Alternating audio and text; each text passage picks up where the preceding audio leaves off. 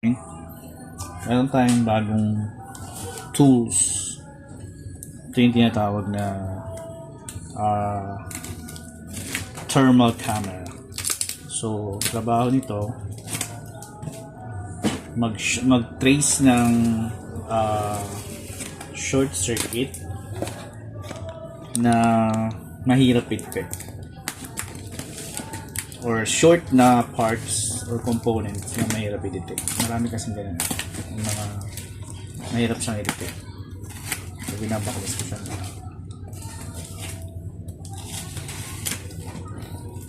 So, mahirap kasi mag-manual ng tracing, lalo pag wala kang diagram. Mahirap siyang i-manual. Hindi kagaya nito. Salang mo lang yung motherboard to. Siya. Salang mo lang yung motherboard. Tapos bigyan mo ng power. Aalamin niya na kung alin doon yung umiinit na pyesa.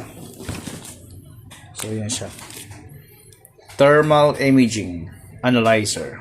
Ayan, or thermal camera. Model number is T108. Ayan. Mapaklasin natin yan para makita natin. Ni-install pa to sa computer para maisalang pag isasalang tayo ng board doon. Meron tayong mga gamit ng power supply na tinatawag na short killer. Ayan, para sa cellphone. So, sa laptop ginagamit ko din to. Ayan, meron din tayong charger pang cellphone na inaalam niya kung ilan yung wattage. So ito, dagdag tools to para malaman natin kung alin doon yung short. Ayan. Ito siya. Brand niya is Mechanic. Okay.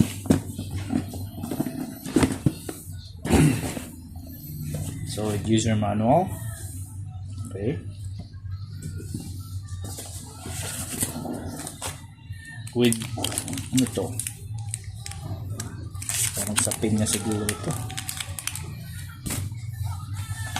Pin handle niya. Ganda. Ayan.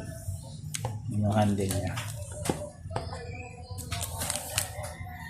Tapos, ito yung pinaka-camera niya. Yan.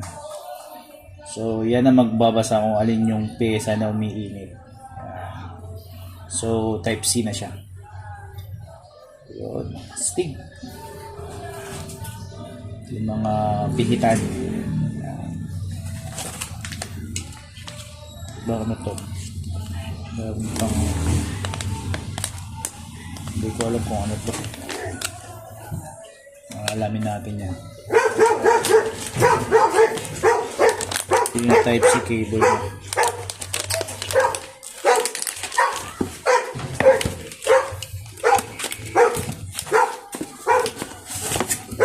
Tapos yung pinaka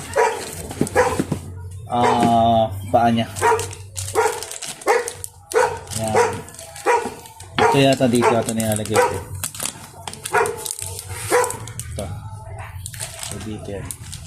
So assemble natin yan, yung pinaka niya, stand. Tapos ito yung camera niya. Alright, so madali natin madidetect ngayon kung ano yung mga nag-short na components sa isang motherboard like laptop and